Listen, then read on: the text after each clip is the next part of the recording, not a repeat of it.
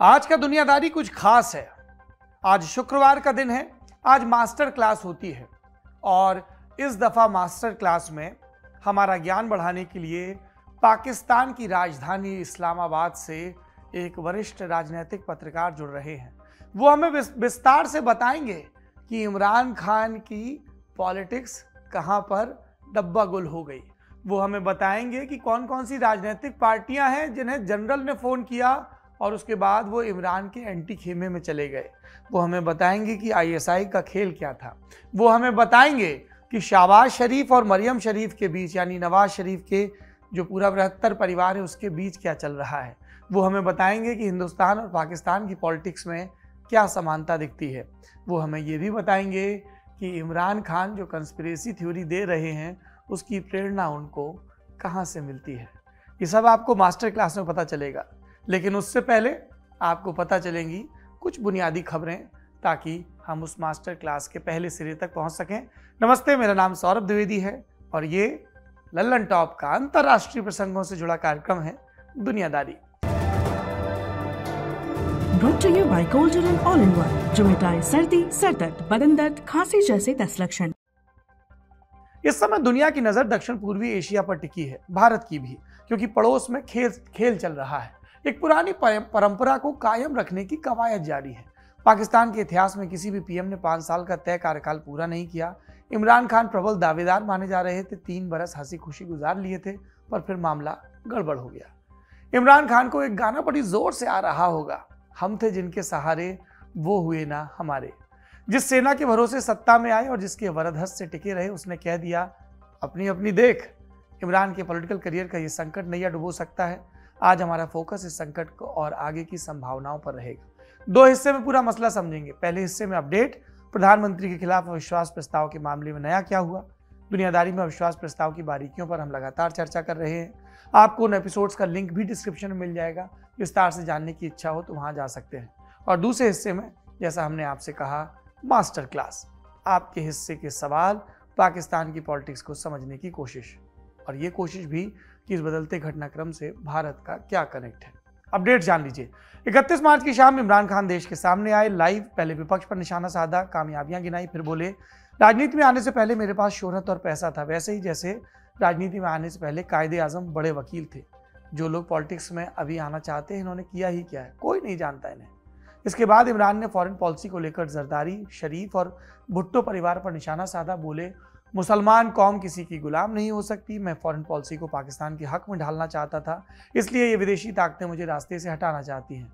इन 3 लोगों यानी विपक्ष के रहते पाकिस्तान पर ड्रोन स्ट्राइक हुई, कोई कुछ नहीं बोला। बाहरी ताकतें इन लोगों को वापस लाना चाहती ताकि हमारी फॉरेन पॉलिसी उनके इशारे पर चले।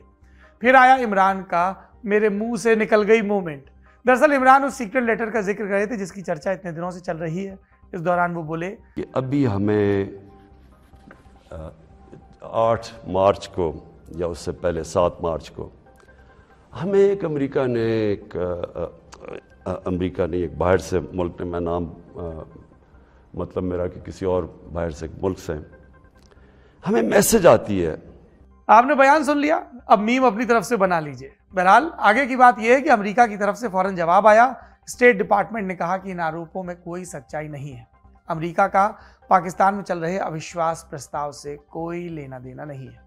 वैसे इमरान ने अपने इस्तीफे की संभावनाओं को सिरे से नकार दिया है। कहा है कि जिन लोगों ने मेरा क्रिकेट देखा है वो जानते हैं मैं आखिरी बॉल तक फाइट करूंगा। पाकिस्तान में अविश्वास प्रस्ताव पर वोटिंग रविवार 3 अप्रैल को होनी है। इस बीच आज सुबह यह भी खबर आई कि इमरान की पार्टी पाकिस्तान तहरीक इंसाफ यानी पीटीआई ने बागियों को नोटिस भेजा है। नोटिस में पाकिस्तान के संविधान के आर्टिकल 63A का हवाला दिया, जिसके तहत क्रॉस फ्लोर वोटिंग करने पर सीट छिन सकती है। पाकिस्तान मुस्लिम लीग नवाज के नेता इरफान सिद्दीकी ने इस नोटिस पर अपनी प्रतिक्रिया भी दी। कहा कि किसी मेंबर की सीट कैंसिल करने का अधिकार सिर्फ इलेक्शन कमीशन के पास है। 31 मार्च को शाम 4 बजे नेशनल असेंबली की कार्रवाई जब शुरू हुई तो कुछ मिनटों के बाद सदन स्थगित भी हुआ। प्रधानमंत्री के विशेष सचिव बाबर अवान ने सदन को स्थगित करने की मांग की थी ताकि इसका उपयोग नेशनल सिक्योरिटी मीटिंग के लिए किया जा सके। वोटिंग के बाद इस मांग को रिजेक्ट कर दिया गया। इसके बाद विपक्ष के अविश्वास प्रस्ताव पर वोटिंग कराने की मांग हुई। गो इमरान गो के नारे लगे। फिर डिप्टी स्पीकर ने 3 अप्रैल तक के लिए सदन को स्थगित किया। अलग ही खेल चल रहा है। दुनियादारी में अब वक्त है मास्टर क्लास का। मास्टर क्लास के लिए लगातार दूसरे हफ्ते हम पाकिस्तान के सियासी मसलों को ले रहे हैं। पहले हमने सोचा था रूस यूक्रेन की बात करेंगे, उससे जुड़े विद्वानों को बुलाएंगे, लेकिन वहाँ पर मामला अभी थोड़ा सा ठंडा पड़ा है रिलेटिवली, और पाकिस्तान में सरगर्मियाँ तेज़ हैं। तो मास्टर क्लास में आज हमारे साथ दो विद्वान जुड़ेंगे। सबसे पहले मैं आपका परिचय करवाना चाहूँगा, आपका इंट्रोडक्शन करवाना चाहूँगा। इस्लामाबाद से जो हमारे साथ मेहमान जुड़ रहे हैं बहुत ही सीनियर पॉलिटिकल रिपोर्टर हैं, वहाँ का बहुत प्रतिष्ठित अखबार है डॉन पाकिस्तान का, वहाँ पर पॉलिटिकल रिपोर्टर हैं। इनका नाम है कल्बे अली। कल्बे अली साहब, बहुत बहुत स्वागत है आपका दुनियादारी में। जी शुक्रिया। पहले तो ये बताइए कि हमारे यहाँ हिंदुस्तान में तो खूब हचक के गर्मी शुरू हो गई है अप्रैल के पहले ही दिन तक आते आते, वहाँ पर मौसम कैसा है पॉलिटिकल के अलावा? ये क्लाइमेट चेंज की निशानियां है। जो इस्लामाबाद शहर है ये थोड़ा ठंडा है। अच्छा। शिमला तो खैर ज्यादा हो जाएगा, उससे कम। अच्छा। और यहाँ पे भी गर्मी आ गई है। तो अब ये हम सब मजाक उड़ा रहे थे कि संसद के असरात जो है ना मौसम पे आ गए। तो ये क्लाइमेट चेंज हो या ना हो, पॉलिटिकल चेंज की जो इम्पैक्ट आ रहा है वो इस शहर पे आ गया, जो बड़ा बुरा लग रहा है इस वक्त। अच्छा नहीं लग रहा बाहर निकलना गर्मी की वजह से। कल्बे साहब, ये बताइए कि हमारे यहाँ हिंदुस्तान में कोई मैच होता है, कोई पॉलिटिकल इवेंट होती है, तो कई बार लोग मजाक में कहते हैं कि अच्छा रुझान जानना है तो ज़रा देखो सट्टा बाजार क्या कह रहा है। वो कभी गलत भी होता है, सही भी होता है। फिलहाल पाकिस्तान में लोग पॉलिटिकली किस चीज़ पर दांव लगा रहे हैं कि कप्तान कब इस्तीफा देंगे या वोटिंग के बाद ही जाएंगे? क्या चल रही है वहाँ पे चर्चा? देखिए, पहले तो ये बातें थी कुछ गोलमोल, लेकिन कल की उनकी जो स्पीच है वो फिर उन्होंने बड़े जिद लगा के जो फाइनली पता लगा कि लाइव स्पीच की उन्होंने, रिकॉर्डिंग नहीं की जी। जो एक स्टेचर को मैच नहीं करता लाइव स्पीच, इसलिए कि कोई फंबल ना हो जाए, जो कल उनसे हुआ। अब ये फंबल हुआ या जानबूझ के उन्होंने करा, अमेरिका का नाम लिया, फिर कहते कोई और मुल्क। अब ये ड्रामा भी हो सकता है जब इलेक्शन मोड में होता है ना, हमारे यहाँ जैसे मुल्कों में, क्या दुनिया में भी शायद इलेक्शन मोड में लोग होते हैं, तो वो फिर ऐसे ऐसी बातें करते हैं जो इशारा भी दे देते हैं और कहते हैं जी गलती भी हो गई। तो उन्होंने जिद लड़ा लड़ा के अथॉरिटीज के साथ कि मैं वो यानी कि लाइव जाएंगे, और लाइव गए। 1-2 घंटे के बाद डिले होने के बाद लाइव गए, और लाइव जाने के बाद उन्होंने एक चीज तो क्लियर कर दी कि वो इस्तीफा नहीं देंगे, आखिरी टाइम तक लड़ेंगे। अब लड़ेंगे किससे तो नहीं समझ आ रहा, क्योंकि पीटीआई के अलावा जो और उनकी अलाइड पार्टीज हैं उन्होंने उनका साथ छोड़ दिया है। अब ये उनका राइट है। कानून के मुताबिक जो पीटीआई के मेंबर्स हैं, जो लोग इलेक्ट हुए हैं पीटीआई के वोट पे टिकट्स पे, या वो लोग जिनको पीटीआई ने सेलेक्ट किया, जैसे कुछ हमारे यहाँ होते हैं जो रिलीजियस माइनॉरिटीज के लोग हैं और इस तरह की, और फीमेल्स, उनका कोटा होता है।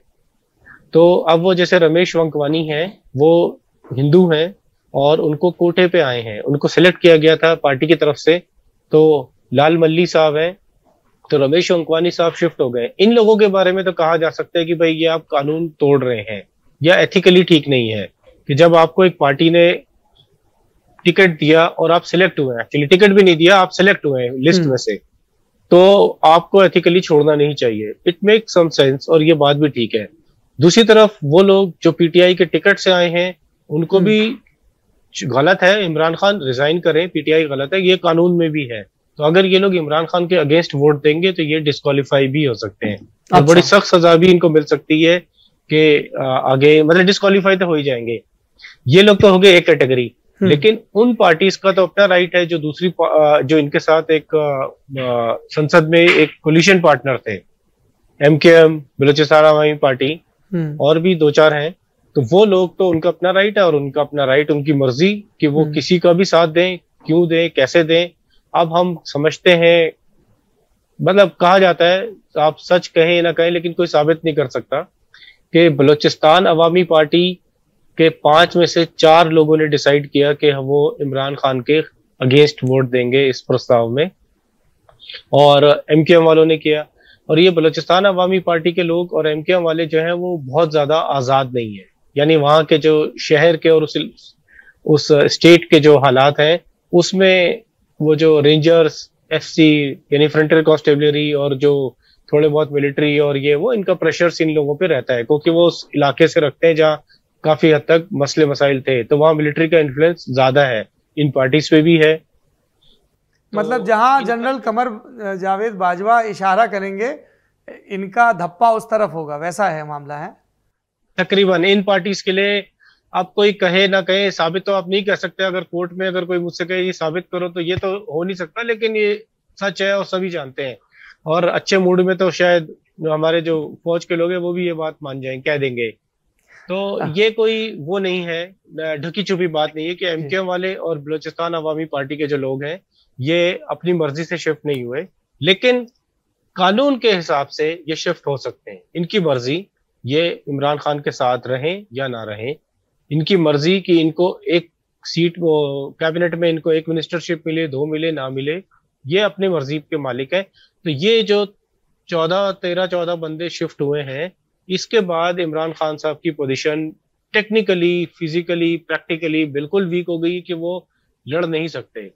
यानी संसद के अंदर अंदर, सड़कों की बात नहीं हो रही है, तो इस पोजीशन में नहीं है जी। अब अगर जी वैसे ही है कि 1 ओवर में 50 रन बनाने हैं, तो अब एक शख्स कुछ भी कहे कि मैं बड़ा फाइटर हूं, लेकिन 1 ओवर में 50 रन 6 छक्के भी मार ले तो हो नहीं सकता।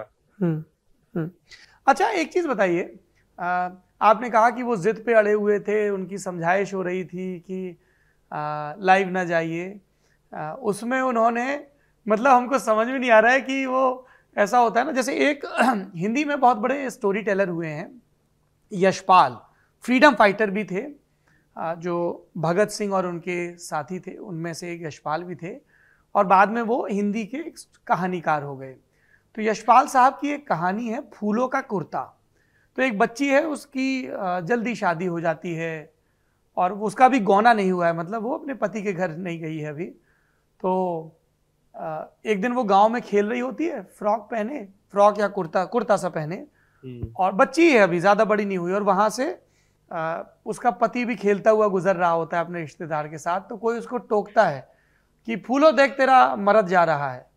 तो वो एकदम से अपना कुर्ता ऊपर कर लेती है, क्योंकि उसने इर्द गिर्द देखा है कि ऐसे पति के सामने घूंघट करना होता है। हाँ, तो हाँ। और उस क्रम में क्या होता है कि वो नीचे से नंगी होती है, मतलब उसने कुछ नहीं पहना होता है।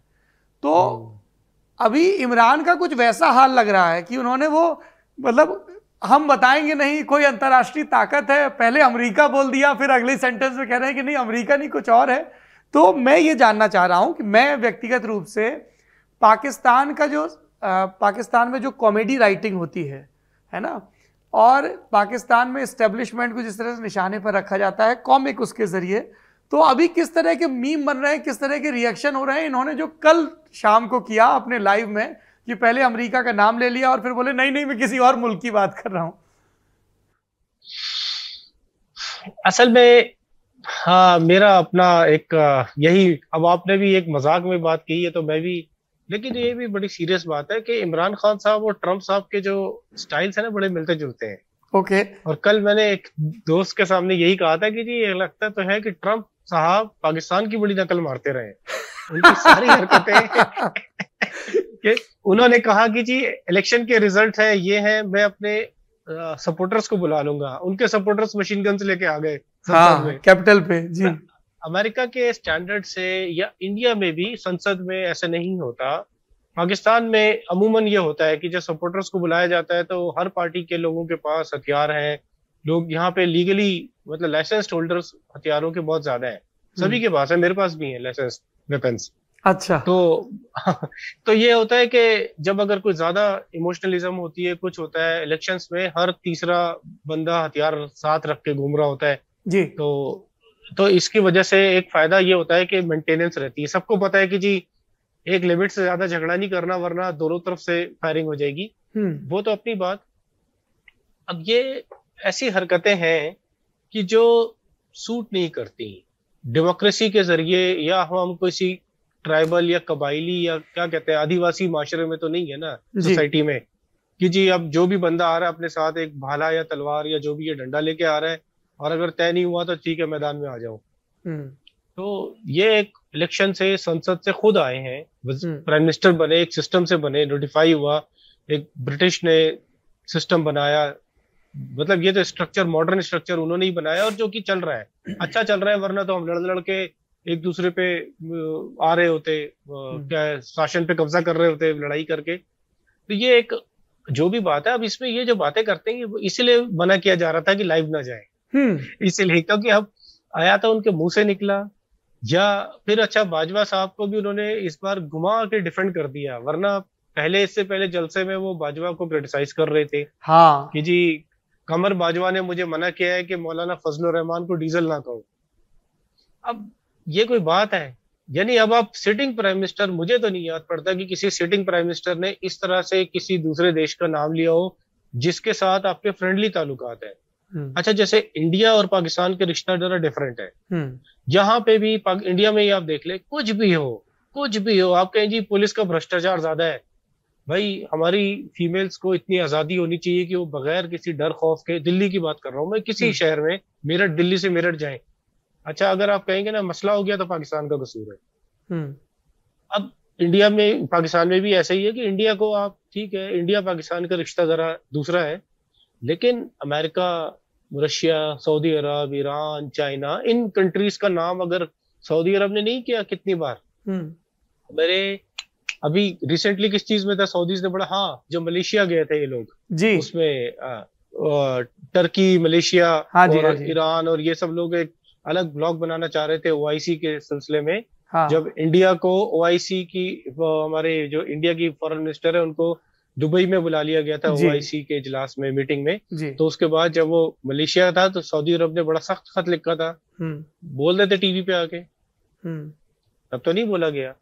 और भी कितनी चीजें होती हैं, ईरानियंस बड़ा कंप्लेंट कर रहे होते हैं कि जी आपके यहाँ से टेररिस्ट हमारे यहाँ आ रहे हैं, हम तो नहीं बोलते।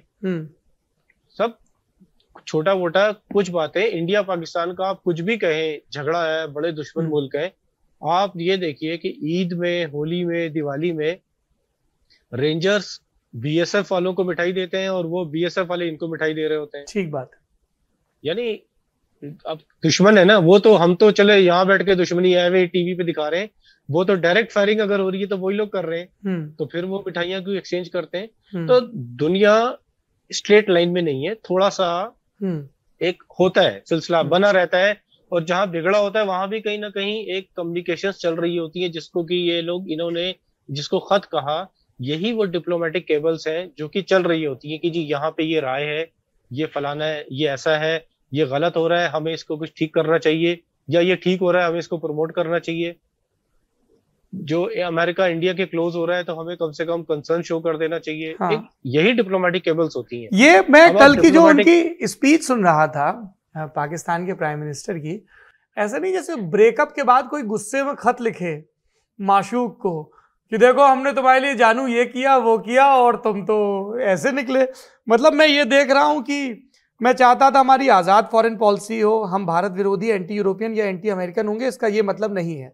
फिर बोलते हैं कि जब मुशर्रफ हमें वॉर ऑन टेरर पर अमेरिका के साथ ले गए, मैं उसी कमरे में था, हमसे कहा गया कि अमेरिका जख्मी रीछ की तरह शायद हमें ना मार दे, तब मैंने कहा जंग से कोई लेना देना नहीं, हमने 80 में गलती की, अमेरिका के हिमायती हैं, सोवियत संघ के खिलाफ जिहाद लड़ते रहे, मुजाहिदीन को ट्रेन किया, अमेरिका ने सैंक्शन लगा दिए। अमेरिका के लिए जितनी कुर्बानियां हमने दी उतनी और किसी नहीं दी, नेटो ने भी नहीं दी। कबीलाई इलाकों के लोग अमेरिकी जंग के चक्कर में मारे गए, पहले हमने उन्हें सोवियत खिलाफ और फिर अमेरिका के साथ लड़ने को बोला, है ना। इन सब कुर्बानियों का हमें शुक्रिया अदा नहीं किया गया। अफगानिस्तान में हार का ठीकरा भी हमारे सर फोड़ दिया गया। बहुत खफा हैं, और ये इसलिए भी खफा हैं क्या कि जो बाइडेन ने अभी तक कॉल नहीं किया, सिर्फ और सिर्फ एक ही बॉल पे छक्का पड़ गया था या एक बॉल नो बॉल हो गई है, तो इसलिए सारा कसूर जो है ना उस बैट्समैन का आ रहा है कि वो फोन नहीं किया। वरना आप ये मुझे बताएं, हमारे अमेरिका से ताल्लुकात और हमारी जो कुछ भी पोजीशन है, या जिस तरह से India without the help of Soviet union कहाँ पे होता आज।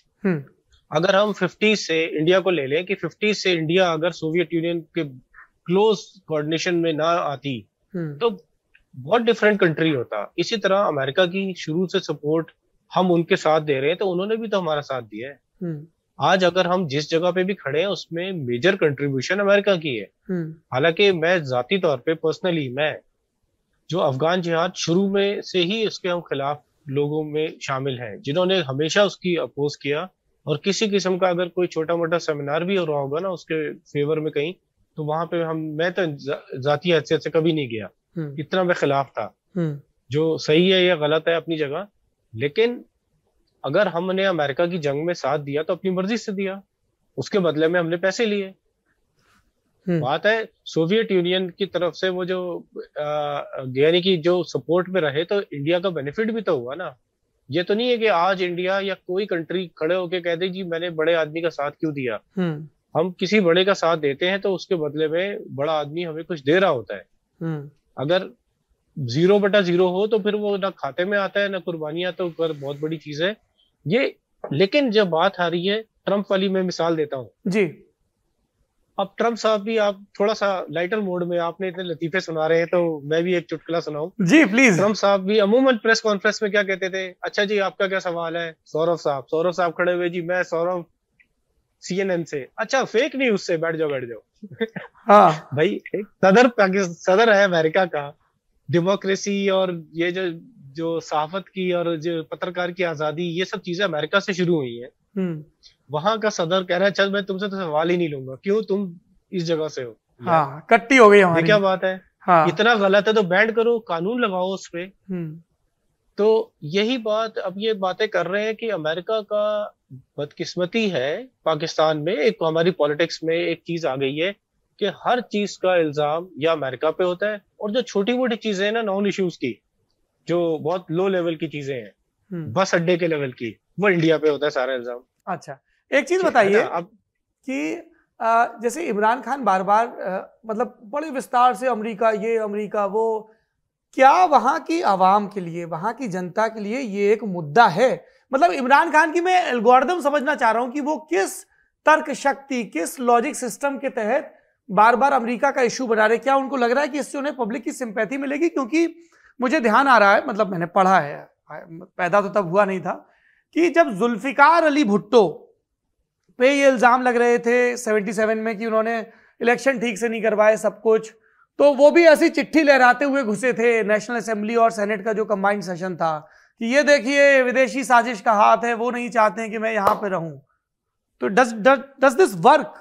इसका मैं जवाब देने से पहले एक ऐसी बात जवाब देता हूं जो आपको ज्यादा नजदीक से समझ आ जाएगा जी। जब लालू प्रसाद यादव को सत्ता हटाई गई इनकी बिहार में, हाँ, तो इन्होंने पहली जो प्रेस कॉन्फ्रेंस की थी, मैंने इंडिया टुडे ही में पढ़ा था जी, कि मुझे जो हटाया गया वो मुझे नहीं हटाया गया, ये एक साजिश के तहत हटाया गया, क्योंकि वरना मैं तो 2 साल में बिहार को जापान जैसा बनाने वाला था। हाँ। तो अब अगर बिहार 2 साल में जापान जैसा का, तो मुझे नहीं पता। शत्रुघ्न सिन्हा साहब ने इसके जवाब में ये कहा था कि वैसे सलाहियत या एफिशिएंसी हमारे लीडरों की इतनी है कि वो 2 साल में जापान को बिहार जैसा बना सकते हैं जी। तो यही बात है कि जब आखिरकार कुछ नहीं होता तो एक पब्लिक को दिखाने के लिए ड्रामाबाजी। अब ये तो ये कह नहीं सकते कि जी मुझे फौज हटा रही है। और नवाज शरीफ साहब जब हटे तो उन्होंने फिर धीरे धीरे इशारा देना शुरू कर दिया कि आर्मी का नाम लिया कि जी जुडिशरी ने नहीं हटाया, इसके पीछे फौज थी। फजलुर रहमान साहब भी ने भी इशारा फौज की तरफ देना शुरू कर दिया। बात ये हमें एक चीज देखनी चाहिए कम से कम पाकिस्तान में कि आर्मी का एक बड़ा की रोल है, हर जगह ही होता है, लेकिन हमारे यहाँ पे एक छोटा देश है, फिर जब एक मॉडर्न वर्ल्ड का बनने वाला देश है, इस्लामिक वर्ल्ड का एक ही कंट्री है जो इस्लाम के नाम से बना, मॉडर्न वर्ल्ड का पहला कंट्री है जो धर्म के नाम पे बना। ऐसे मुल्क में हर चीज बिल्कुल स्ट्रीमलाइन और सीधी नहीं होती, इसराइल में भी नहीं है, क्योंकि दूसरा देश जो धर्म के नाम पे बना वो इसराइल है। ऐसे क्योंकि स्ट्रक्चर डिफरेंट है इस शहर का, इस मुल्क का, सॉरी इस देश का। तो ऐसे डिफरेंट किस्म के स्ट्रक्चर्स और डिफरेंट किस्म की एक अपब्रिंगिंग, यानी कि अपब्रिंगिंग से मुराद है कि 47 से लेके अब तक कहीं ना कहीं खड़ा हो गया ना। ये तो नहीं कह सकते कि पाकिस्तान डिफॉल्ट करके खत्म होने वाला है। ये भी नहीं हम कह सकते कि पाकिस्तान की जो आर्मी है वो इस लायक है कि जब दिल चाहेंगे इंडिया की आर्मी इस्लामाबाद तक आ जाएगी। मतलब मुझे इससे कोई गरज नहीं है कि इंडिया आर्मी क्या सोच रही है, मैं जनरल पब्लिक की, जनरल रेटरिक की, आम जबान को बात कर रहा हूँ कि ये जैसे बड़ी बड़ी बातें करते हैं। एक बार एक साहब मिले थे, वो बहुत ज्यादा इमोशनल हुए थे, क्या कहना चाहिए, बिल्कुल वो भारत माता की जय वाले। और कहाँ मिल गए थे आपको? कि बस वो दुबई में मिले थे। अच्छा। तो यानी मुझे कोई एतराज नहीं था, मैंने तो सिर्फ एक बात कही जो मैं भी कह रहा हूँ कि भाई किसने रोका है इंडिया की गवर्नमेंट को, इंडिया की संसद को और इंडिया की आर्मी को कि वो चढ़ाई करें और पाकिस्तान से, जिसको हम पीओके कहते हैं आप लोग, वो आजाद करा लें, लाहौर तोड़ दें, दो सिंध तोड़ दें और उसके बाद 4 टुकड़े बना के 2 जगह एडमिनिस्ट्रेटर बनाए। लेकिन रोका किसने है? वो एक्चुअली हालात ने समझते हैं कि भाई हम लड़ेंगे तो वो मुकाबला सख्त हो सकता है, इतना जंग कोई फेवरेबल नहीं जाएगी, तो इसलिए रोका है ना। वरना आप मुझे कहने से अच्छा नहीं है कि आप दिल्ली जाए, वहां के बड़े लोगों से कहें कि भाई इतने नालायक, घटिया, कमजोर मुल्क है जिसकी इकोनॉमी जीरो है, फलाना है, फलाना फलाना, आपस में लड़ रहे हैं लोग, अटैक करो और 2 टुकड़े कर दो। मतलब नहीं देखिए इसमें तो नहीं, मैं इसमें मुझे एक चीज ध्यान आ रही है। जब अटल बिहारी वाजपेयी साहब बस लेके गए थे, तब उन्होंने जो मीनार के नीचे विजिटर बुक में लिखा था कि एक मजबूत समृद्ध पाकिस्तान एक मजबूत समृद्ध हिंदुस्तान के हित में है, क्योंकि तब हम और आप जरा जीडीपी पे compete करें, साइंटिफिक टेम्परामेंट पे compete करें, क्रिकेट में compete करें, इन सब चीजों में करें।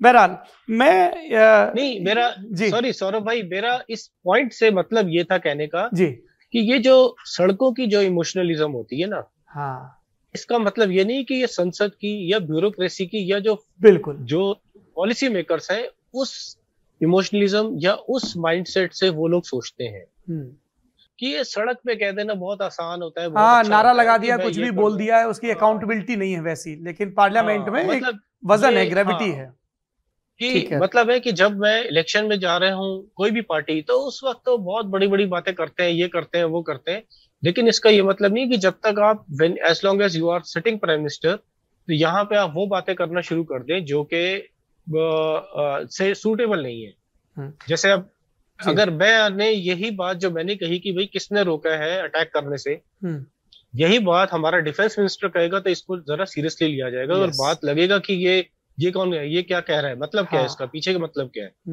मैंने जो बात की एक जनरल बात की है, और मैंने जिन साहब से बात की वो मेरे साथ बैठ के खाना खा रहे थे, वैसे हम खाना शेयर कर रहे हैं। मतलब शेयर से मतलब होता है कि एक ही टेबल पे बैठ के खाना खा रहे हैं। अच्छा, एक चीज बताइए कल्बे साहब, पूरी बातचीत में इमरान की भी और सबकी फजलुर रहमान का बार बार जिक्र आ रहा है, जरा इन जनाब के बारे में बताइए, क्या पॉलिटिक्स है, क्या बैकिंग है, अभी क्या स्टैंडिंग है इनकी पाकिस्तान की पॉलिटिक्स में, थोड़ा शुरू से अगर बता सकें, क्या किरदार है ये? फजलुर रहमान साहब से ज्यादा होशियार, समझदार, चालाक और अपना फायदा निकाल लेने वाला कम से कम सियासत में, राजनीति में, तो मैंने तो यहाँ पे नहीं देखा। और ये डीजल की क्या कहानी है? अच्छा, ये असल में है इनकी जो मेन बेस है ना, ये वैसे तो ये एक धार्मिक पक्ष में शामिल होते हैं, लेकिन ये किसी हद तक एक जो नेशनलिस्ट कहना चाहिए, पख्तून नेशनलिस्ट टाइप की पार्टी भी है, जिसमें ज्यादातर पठान है, वो पठान जो कि धार्मिक ज्यादा है। अच्छा, ये खैबर पख्तूनवा वाला जो एरिया है वहाँ के एक बेल्ट है जो कि ज्यादातर अफगानिस्तान से लगती है जी। उसमें खैबर पख्तूनख्वा के साउथ में एक देश प्रदेश आता है, वो बलूचिस्तान जी। तो बलूचिस्तान का जो नॉर्थ है, उत्तर, वहां पे ज्यादातर पठान लोग रहते हैं, पख्तून रहते हैं, और जो बलूचिस्तान का जो साउथ है उसमें बलोच लोग ज्यादा रहते हैं, दक्षिण वाले हिस्से में। तो वो बहुत बड़ा प्रदेश है, तो उसका मेरे ख्याल से ज्योग्राफी के हिसाब से पाकिस्तान का सबसे बड़ा स्टेट है बलूचिस्तान, सबसे बड़ा वो मतलब आबादी उसमें एरिया के हिसाब से, ज्योग्राफी के हिसाब से जी, एरिया के हिसाब से, तो लेकिन पॉपुलेशन उसकी बहुत कम है। और मेनली वहां पे जो ज्यादा क्या कहना चाहिए, फर्टाइल या बागात वगैरह, ड्राई फ्रूट्स वगैरह ज्यादा होते हैं यहाँ पे, सब्जियां और ड्राई फ्रूट खासतौर से, वो जो एरिया वो पठान एरिया ज्यादा लगता है। तो फजलुर रहमान वहां से आते हैं। तो फजलुर रहमान साहब के जो अब्बा थे, वालिद साहब, इनके जो बुजुर्ग, इनके पिताजी मुफ्ती महमूद साहब, वो भी एक बहुत बड़े लीडर थे और बहुत मेजर, उनके अंदर भी बड़ी समझदार लीडर उनको माना जाता है। वो वही थे जिन्होंने पहले जुल्फिकार अली भुट्टो साहब के साथ थे, फिर एकदम से उनके खिलाफ हो गए जब उनकी सत्ता की छुट्टी हुई। और यही कहा जाता है, वो जो अमेरिका वगैरह की जो बातें की जाती है, तो उसमें मुफ्ती महमूद साहब उसका हिस्सा थे। जियाउल के साथ हुए तो मुफ्ती महमूद साहब उसका हिस्सा थे जब मार्शल लॉ लगा उस ग्रुप का। तो अब अगर आप भुट्टो साहब की बात को मान लिया जाए तो इसका मतलब मुफ्ती महमूद साहब ही हैं जो एक अमेरिका के इशारे पे चल रहे हैं, वन ऑफ दोस्त, यानी कि 9 में से एक। इसीलिए इमरान ने ये बात कही क्या कि फजलुर रहमान ने अमेरिकी राजदूत से कहा मुझे मौका दें, मैं वही खिदमत करूंगा जो बाकियों ने की है। अब ये तो बातें ऐसी हैं जो प्राइम मिनिस्टर को कहनी नहीं चाहिए, क्योंकि इसमें एक तो हमें नहीं पता सच है या नहीं सच है, लेकिन फजलुर रहमान के पास कभी भी इतने नंबर नहीं होते कि वो सरकार अपने दम पे बना बिगाड़ सके, मतलब एक प्रधानमंत्री बन सके, है ना। उनके पास इतने नंबर है नहीं, तो इसलिए मुझे नहीं लगता कि ऐसी बात उन्होंने कही होगी या वो कहेंगे। अच्छा। लेकिन अब ये ऐसी कुछ बातें हो सकता है कि उन्होंने कहा होगा कि जी आप हम लोग मिल के लेट से तालिबान के खिलाफ या अफगानिस्तान में या कहाँ पे क्या प्रोजेक्ट वगैरह, प्रोजेक्ट से मुराद है कि ऐसी कोई, क्योंकि अमेरिकन की अपनी बड़ी सीरियस पॉलिसी थी तालिबान और एंटी तालिबान उस हवाले से, तो उन्होंने क्या कहा ये नहीं पता। लेकिन पाकिस्तान में तो प्रधानमंत्री बन ही नहीं सकता ना फजलुर रहमान, क्योंकि उसके इतने नंबर ही नहीं आएंगे। ये कैसे हो सकता है कि 10-15 भी नहीं, इससे ज्यादा से ज्यादा अगर ये खींच खांच के कर लेते हैं तो 20 बनेंगे, 12 से 20 के दरमियान, कि पार्टी का प्रधानमंत्री बन जाए। बाकी लोग क्या बेवकूफ बैठे हुए हैं? वो भी तो राजनीति में ही है ना, वो मान जाएंगे, क्यों मान जाएंगे? और कलवे साहब वो डीजल वाली बात बीच में ही रह गई थी। ये एक लतीफा है, बड़ा अच्छा चुटकुला है। बात यह है कि फजलुर रहमान साहब की जो असल ताकत है ना, पावर, वो उनकी एफिशिएंसी है कि राजनीति और बिजनेस इसको कैसे मैच करके चलते हैं। हाँ। अफगानिस्तान से शुरू से ही, अभी से नहीं, अफगानिस्तान में ये जिस तरह मैं कह रहा हूँ ना कि जो उत्तर बलूचिस्तान है जिसमें ज्यादातर पख्तून रहते हैं, ये लोग जब एक बहुत पहले 100 साल पहले, 200, 500, पता नहीं 1000 साल पहले भी, तो ज्यादातर जो लोग इधर से आते रहे हैं, ईरान, टर्की और अफगानिस्तान, इन लोगों की जो सेटलमेंट्स हैं वो ज्यादातर यहाँ पे हैं। जो एक्चुअली जो नॉर्दर्न बलूचिस्तान में यानी उत्तर बलूचिस्तान में जो लोग ठहरे हैं वो ज्यादातर वो लोग हैं जो पहले कभी अफगानिस्तान से आए थे। उनकी, क्योंकि अफगानिस्तान वालों की हुकूमत यहाँ तक थी, इस एरिया तक थी उनकी हुकूमत, तो वो लोग सेटल्ड हैं। फिर उसके बाद अब ये बहुत अरसे से, शुरू से ही अफगानिस्तान और पाकिस्तान के दरमियान में फ्री ट्रेड से मतलब है अनअकाउंटेड ट्रेड, स्मगलिंग कह लें, ये चीज चल रही है। अफगानिस्तान काफी अरसे से, और ये जो इलाका है यहाँ पे डीजल की शॉर्टेज है, तो डीजल के परमिट्स दिए जाते थे पहले, जबकि जो कंपनीज है हमारी, जो ऑयल कंपनीज है, उनके अपने बड़े बड़े पेट्रोल पंप्स और सिस्टम नहीं था, तो वो डीजल के परमिट देते थे ताकि वहां पे रहे, और वो डीजल लोग स्मगल करके ले जाते थे अफगानिस्तान भी। अच्छा। अभी भी जाता है, अब ईरान से ज्यादा आता है। अभी भी बलूचिस्तान के जो बॉर्डर एरियाज है वहां ईरान से पेट्रोल और डीजल काफी ज्यादा आता है, स्मगल होके हमारी इतनी, हाँ स्मगल होके ओके। तो अब आप बलूचिस्तान के जो बॉर्डर के इलाके हैं वहां पे आप जाइए, हत्ता कि कराची तक ईरान का स्मगल होके खाने का तेल, पनीर, इतनी चीजें आती हैं। इसी तरह पाकिस्तान की बहुत सारी चीजें, ईरान का पनीर स्मगल होके कराची आता है। जी बहुत अच्छा होता है, हम भी खाते हैं। बढ़िया। तो ये एक फ्री ट्रेड शुरू से है जी। अब उस पे जरा बॉर्डर मैनेजमेंट और जब से ये आतंकवाद वगैरह के मसले हुए हैं तो इसलिए जरा सख्ती शुरू हो गई है, वरना ये एक फ्री ट्रेड शुरू से है। और बहुत सारे खानदान ऐसे हैं, कई खानदान ऐसे हैं जिनका नस्ल दर नस्ल काम ही यही था कि वो इस तरह के फ्री ट्रेड में हिस्सा थे। फिर अफगान जिहाद के बाद, वैसे ही मैं बता रहा हूँ कि इन्हीं में से कई खानदानों में और नए खानदान पैदा हुए जिनका काम था हथियारों को, मुजाहिदीन को अफगानिस्तान में हथियार सप्लाई करना, क्योंकि उनको पता था कि इस रास्ते से स्मगलिंग होती है। अफगानिस्तान से बहुत सारी चीजें इधर आती थी, ड्राई फ्रूट्स आते हैं, अभी भी आते हैं। तो डीजल के परमिट्स इन्होंने लिए थे बेनजीर के दौर में ज्यादा, जब वो 1988 की हुकूमत आई थी। उसके बाद इन्होंने सबसे ज्यादा डीजल के परमिट्स लिए बलूचिस्तान में, और उसकी वो स्मगलिंग करते थे इनकी पार्टी के लोग।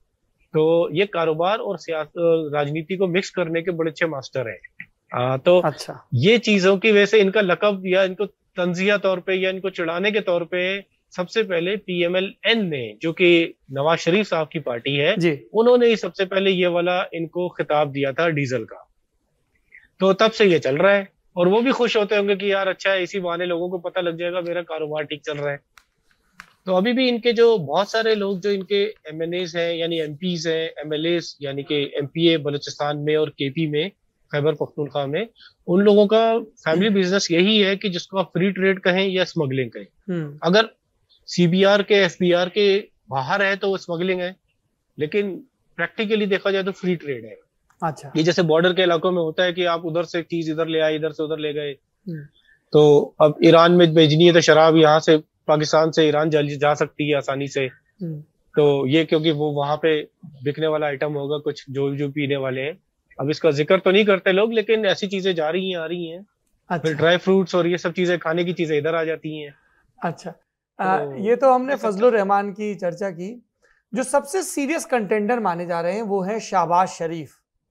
थोड़ा शहबाज शरीफ और उनकी पॉलिटिक्स के बारे में बताइए। और मैं ये भी जानना चाहता हूं कि शरीफ फैमिली के अंदर भी क्या कोई पावर स्ट्रगल, पावर टसल है?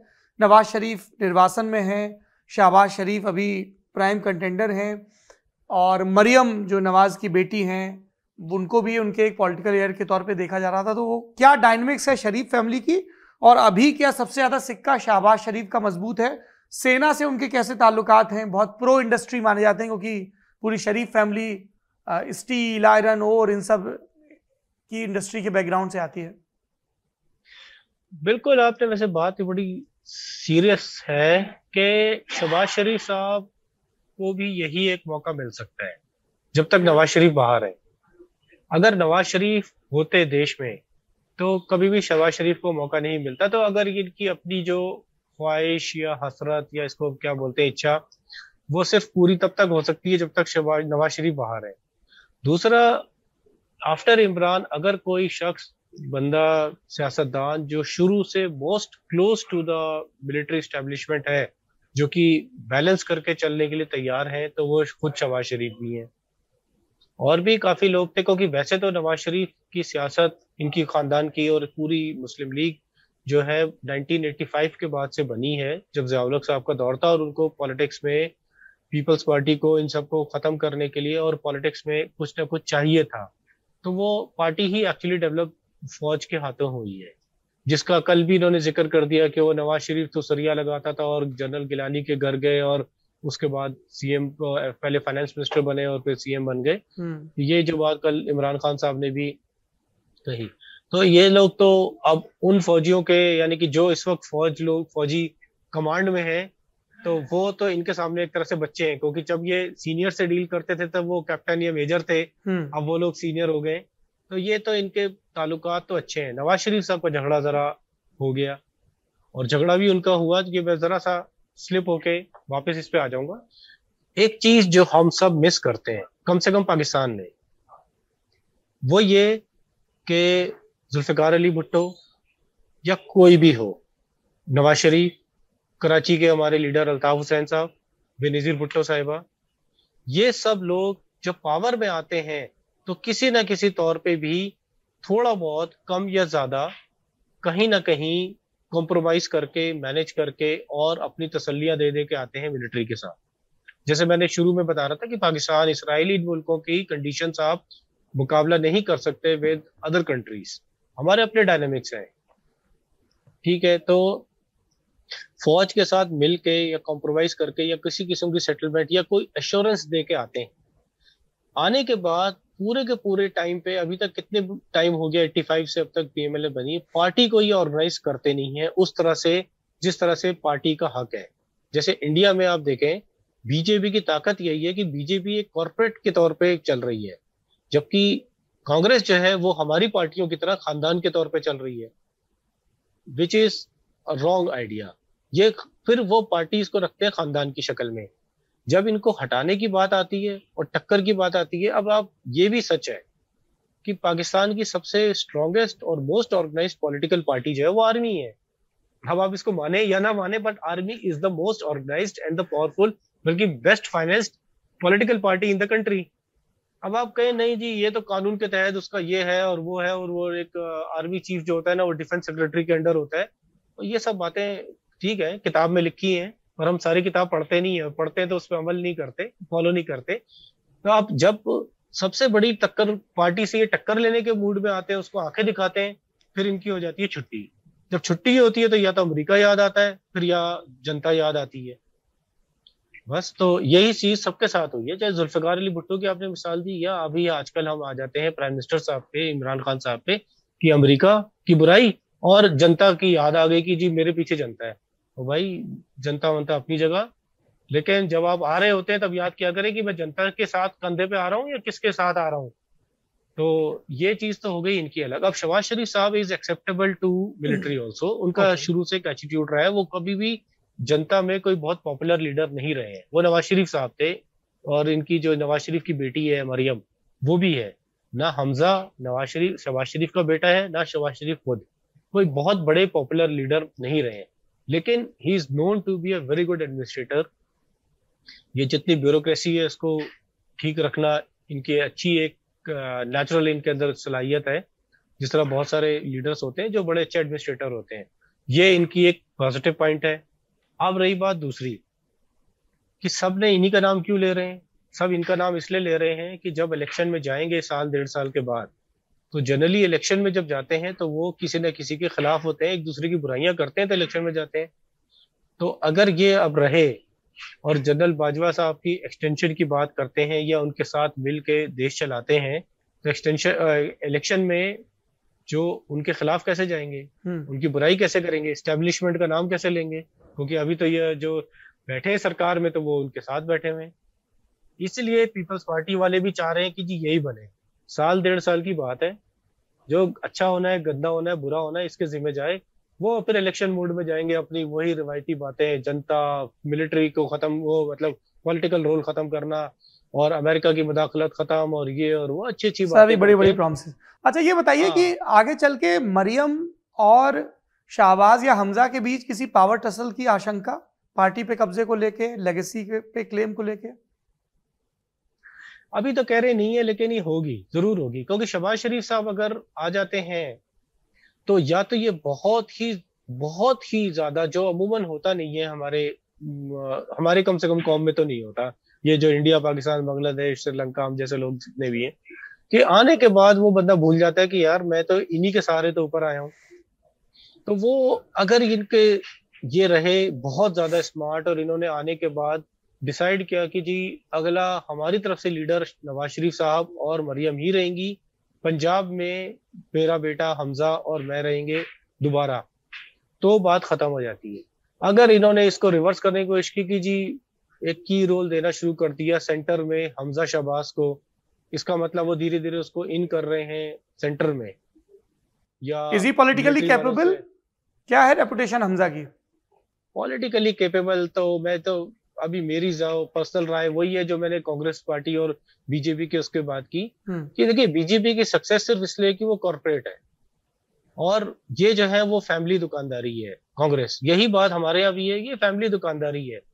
सबसे पहला काम ये सारी पार्टीज बदकिस्मती से, क्या कहा जाए, यही करती हैं कि जो केपेबल और काबिल तरीन लोग हैं उनको साइड में करते हैं, और अपने परिवार के लोगों को आगे बढ़ाते रहते हैं, ताकि मेरा जो खानदान है, ये मुगलिया खानदान, इन सब का उसके ऊपर कोई वो ना हो जाए, यानी चौधरी का बेटे को ही चौधरी बनना है।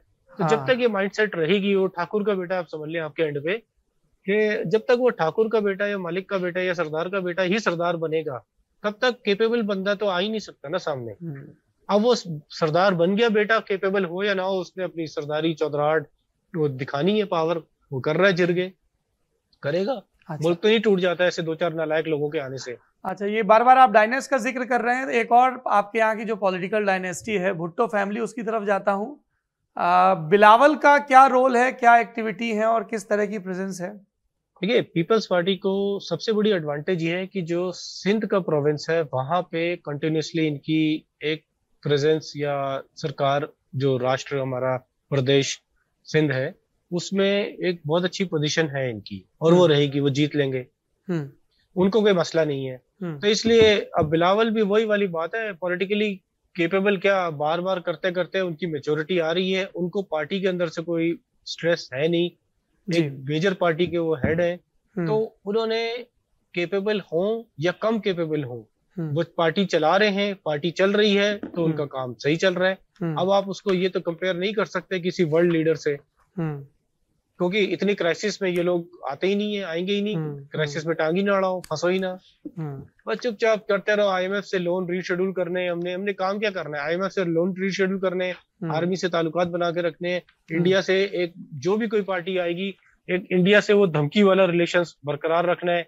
कि बस हम छोड़ेंगे नहीं, ठीक है, और अमेरिका और वेस्ट से ताल्लुकात ठीक रखने हैं। इसके अलावा काम क्या है? और हाँ, एक आखिरी सवाल मैं जानना चाहता हूँ कि जब इमरान खान आए तो लोगों ने कहा कि आर्मी ने सपोर्ट किया इसलिए ये आप आए, फिर गड़बड़ क्या हुई? ये जो आईएसआई चीफ थे फैज हमीद, इनके ट्रांसफर में देरी, अंजुम का अपॉइंटमेंट, मतलब आईएसआई चीफ के मुद्दे पर खड़क हुई या कुछ और भी मसले थे फौज और इमरान के बीच? नहीं, मेनली यही है, इसमें कोई ज्यादा अब नहीं है। वजह यह है कि जो पहले थे, अब बहुत डिटेल्स में तो हम सुनी सुनाई बातें ही हैं, लेकिन इतनी हद तक तो क्लियर है कि जो आईएसआई का जो वो है, जिस तरह से रॉ का जो वो है, वो केडर वो अलग इंडिया ने बना दिया है और वो बहुत ज्यादा संसद के अंडर आ चुका है, यानी प्राइम मिनिस्टर के मतलब भारत की बहुत सारी खूबियां और खामियां हर देश की तरह हैं, लेकिन आर्मी का पॉलिटिक्स में कोई दखल नहीं है यहाँ पे, आर्मी का या इंटेलिजेंस एजेंसीज का, खासतौर पे जो विदेशी मामलों से जुड़ी है। जी हाँ। ये जो है कि अभी यहाँ पे अब आईएसआई का चीफ बन रहा है, और लीगली स्पीकिंग तो आईएसआई प्राइम मिनिस्टर के अंडर है, और लेकिन एक आर्मी ही का एक ट्रेडिशन बन गई है, पता नहीं कब से, यानी शुरू से ही, कि एक बार बस बेनजीर ने रिटायर्ड ऑफिसर को लगाया था, वरना सर्विंग आर्मी जनरल ही उसके चीफ बनते हैं, और उसके जो डीजीज हैं 6 या 5 जितने भी और डीजीज हैं, वो भी मेजोरिटी जो है वो आर्मी के ही जो ऑफिसर्स होते हैं।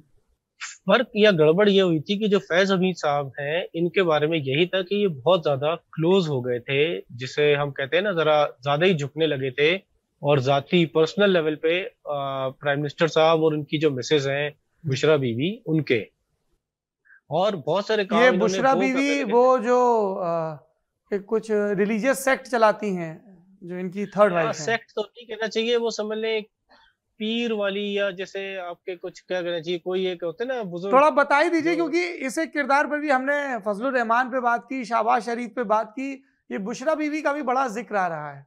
ये एक बुशरा बीवी, जिस तरह हमारे यहाँ इंडिया में आचार्य वगैरह की दम दुरूद कर देना, पढ़ देना, कुछ फूक देना, ये उस तरह का इनका कैटेगरी में है। लेकिन इनका जो बैड लक या अदर साइड है, वो ये समझा जाता है कि इनका इन्फ्लुएंस इमरान खान साहब पे बहुत ज्यादा है। तो वो जो, जिसमें किसी ने बहुत मजाक में कहा था कि यार बुशरा दुनिया की वाहिद खातून है जो इमरान खान यानी किसी अपने मियाँ की बीवी भी है और उसकी रूहानी माँ भी है। तो रूहानी माँ से मुराद है वो एक, यानी इतना ज्यादा उसके ऊपर ये वाला असर है कि दम दुरूद हर चीज में उनसे राय लेना, ये बातें एक मजाक में है। अब कुछ ना कुछ सच होंगी और कुछ थोड़ी सी बढ़ गई। इनके इन्फ्लुएंस की वजह से जो जनरल फैज हमीद साहब के बारे में यही कहा जाता है कि ये बहुत ज्यादा क्लोज हो गए थे एक तो बुशरा बीवी के, जो कि जैसा भी हम कहें, मतलब आर्मी का एक तो स्टैंडिंग जो है ना, प्रोफेशनलिज्म तो बरकरार है। ऐसा तो नहीं है ना कि जिसका मुंह उठाता है ना उसमें दाखिला हो जाता है, दाखिला से मतलब भर्ती हो जाता है, सिफारिशों पे भर्तियां नहीं होती, सिफारिशों पे तरक्कियां नहीं होती, और एक अपना प्रोफेशनलिज्म और अपनी जो भी स्टिफ लाइन है वो तो उन्होंने आर्मी ने रखी हुई है ना। अब बाकी पॉलिटिकल इंटरफेरेंस भी इसीलिए है कि वो स्टिफ है, अपने तौर पे तगड़े हैं। जो बंदा खुद कमजोर होता है वो दूसरे की चीज में कहाँ टांग अड़ा सकता है। तो तगड़ा बंदा ही जाके कुछ घुसपैठिया करेगा, बनेगा ना, तो जिसके हाथ में ताकत है। तो ये तो है। अब ये इसलिए इनकी डिसलाइकिंग बढ़ गई थी कि तुम ज्यादा ही क्लोज होना नहीं चाहिए इतना ज्यादा प्राइम मिनिस्टर के, यानी समझा ये जाता है कि आपने उसको नीचे दबा के रखना था रादर देन आप उसके घबरे हैं। दूसरा, फैज हमीद साहब पे जो बुराई आती है कि वो दुबई, अफगानिस्तान, कई जगहों पे उन्होंने बहुत इंडिपेंडेंट से फैसले करना शुरू कर दिए थे। तो ये भी एक डेकोरम जो उनका अपना स्ट्रक्चर है उसके अगेंस्ट जा रहा था। तो जैसे मैंने आपसे कहा ना कि इसमें कोई दो राय नहीं है कि आर्मी अपनी जगह पे अपने स्ट्रक्चर में तो पूरी तगड़ी है ना, पूरा प्रोफेशनलिज्म उनका ठीक है। ये 2-3 उनकी चीजें थी जिसकी वजह से फैज हमीद साहब को सब चाह रहे थे कि इनको साइड में किया जाए, आर्मी के ही अंदर सब, अकेला बाजवा नहीं कर सकता। वहां पे इमरान खान साहब को महसूस हुआ कि नहीं, ये तो जबरदस्त बंदा है और ये मेरे साथ रहना चाहिए। फिर इमरान खान साहब ने अपने ही कुछ चाहने वालों से फ्लोट करवाई ये बातें कि जी ISI को एज अ कोर का कोर की कैटेगरी में डाला जाए, और ताकि अगला आर्मी चीफ इनको मैं बना सकूं, 2 साल तक ये कोर कमांडर की हैसियत से रहेंगे अगर DG उसमें रहते हैं ISI। ये बातें भी अच्छी नहीं लगी कि टेक्निकली ISI तो आर्मी उसके प्राइम मिनिस्टर के अंडर है, सिविल इदारा है। जिस तरह मैंने कहा ना कि रॉ का जो चीफ होता है वो तो इंडियन आर्मी से होता ही नहीं है, केडर ही अलग कर दिया गया है। दुनिया में ऐसी जगहों पे इस तरह से होते हैं चीजें।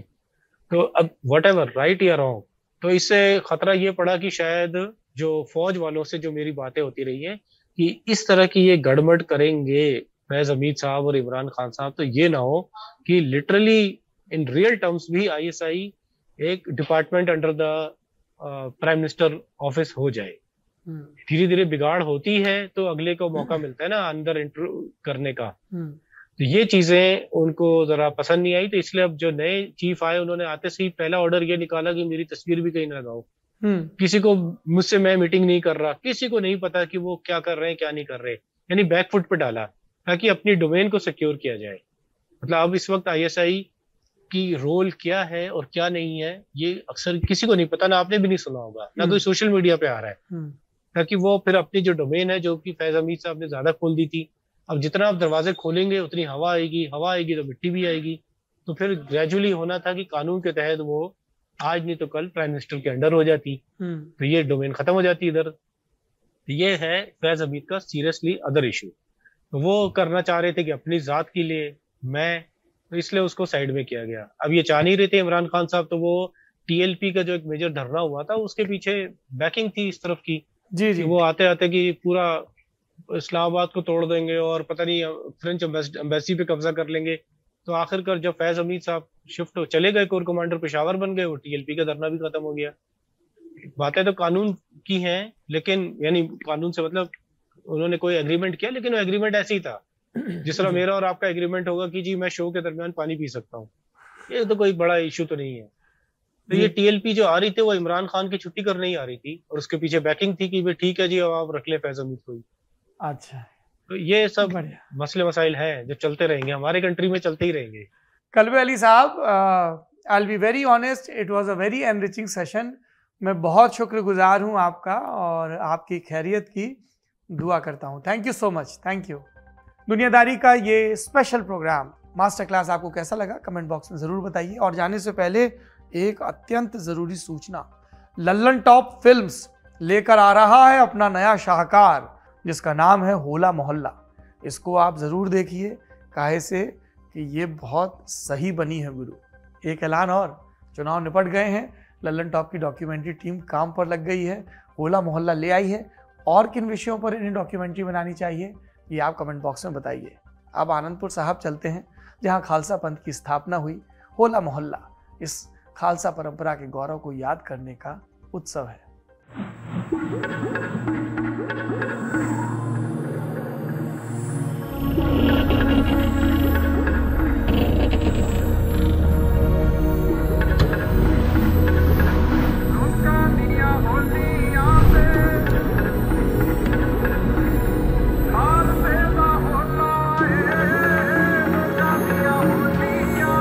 जब निहंग सिंह घोड़े के ऊपर सवारी करते हैं तो फिर वो मन के ऐसे आता है भी हम भी ये बाना पहने, सभी ऐसे लगता है भी जैसे ये बाने का हाड़ आ गया है।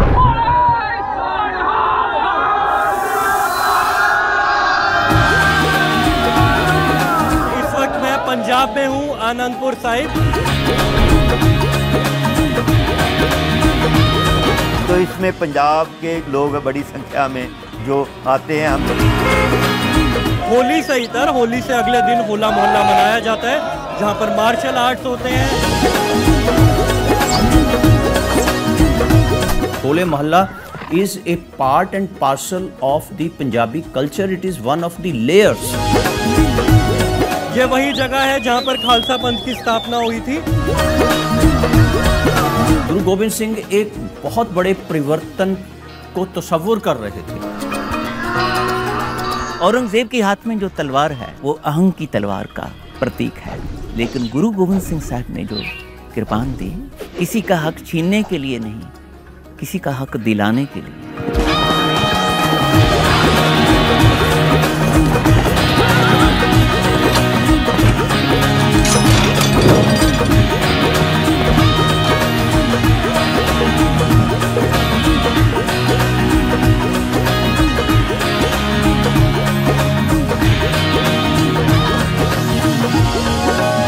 ये संदेश गुरु साहब का कि भाई जो रंग मैं दे रहा हूँ वो आध्यात्मिक रंग है, उसको उतारने की जरूरत नहीं पड़ेगी।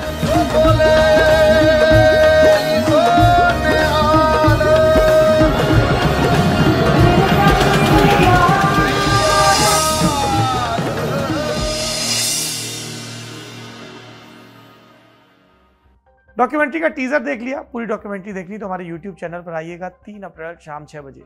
दोस्तों को भी न्योता दे दीजिएगा। चलते हैं, सोमवार को मुलाकात होगी। शुभ रात्रि।